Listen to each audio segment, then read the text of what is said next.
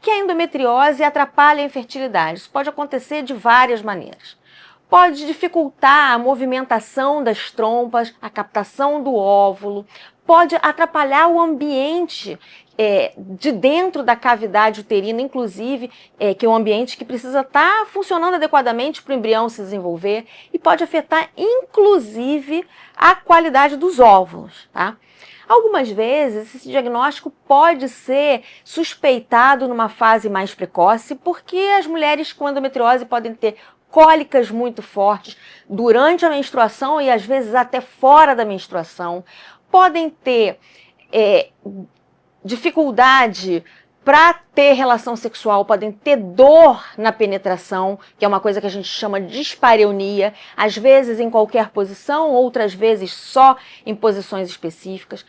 Pode ter alterações na evacuação, alterações na urina.